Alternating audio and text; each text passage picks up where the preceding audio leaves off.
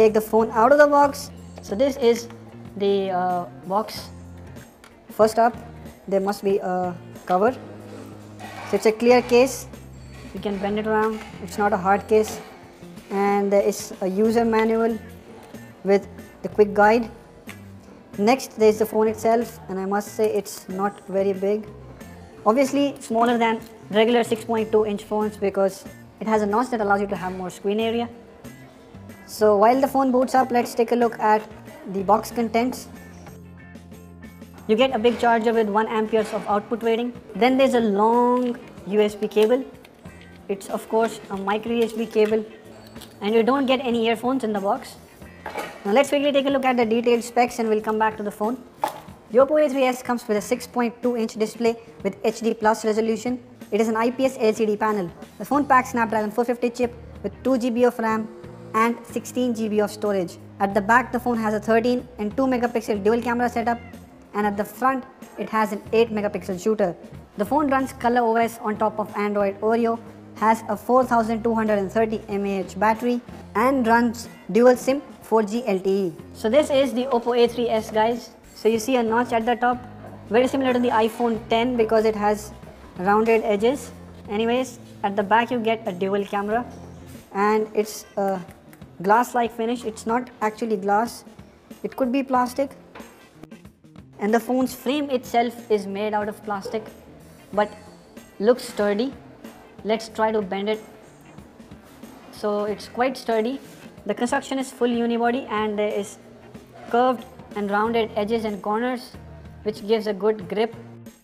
And it's quite surprising to see a phone this small packing a 6.2-inch display. Let's pull out the SIM tray and take a look at the slots.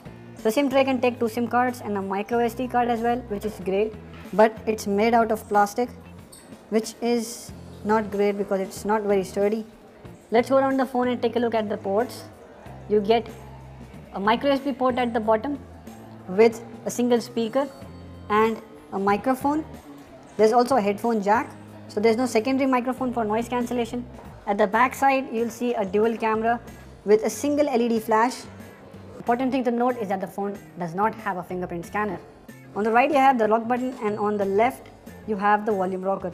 Okay, so I've set up the Oppo A3s, and there are 2 things that I noticed right away. First is that the phone attracts a lot of fingerprints, and the second is that there are a lot of third-party apps on the interface. You'll see that the phone comes pre-installed with all these apps, including third-party and some from Oppo itself. Let's take a look at the ColorOS version the phone runs. It's the version 5.1, but the good part is the Android version is latest, it's 8.1. Next, the touchscreen is also quite average, it's not very great. I would say it's very similar to the Redmi Note phones, but a notch below and not above. The display on Oppo A3s is quite a mixed bag. You'll see that the resolution is low and the display is big, so it kind of looks underpowered. While watching movies, I found even at 720p that the display lacks clarity and detail, though it does have good brightness levels, and for a 720p display it's quite nice. But then again, if you'll be watching movies on a regular basis, this may not be the perfect display to go for.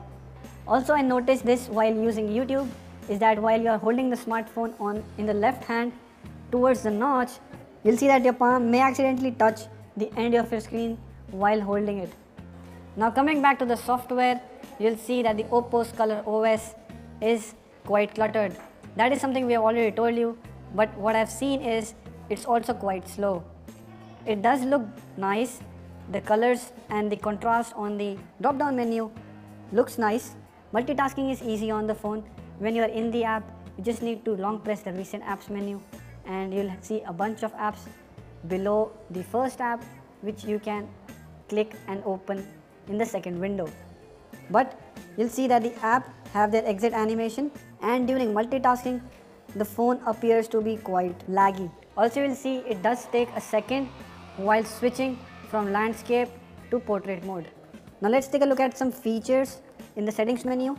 In the display brightness controls, you'll see you can set the tone on the display. Next, since the phone does not have a fingerprint scanner, you get face recognition but of course it's not as secure because there are no IR sensors to accurately collect facial data. Now let's quickly take a look at the camera on the phone, and before that let's check the autofocus speed. So we are testing it under good light conditions and we see that the autofocus is quite nice.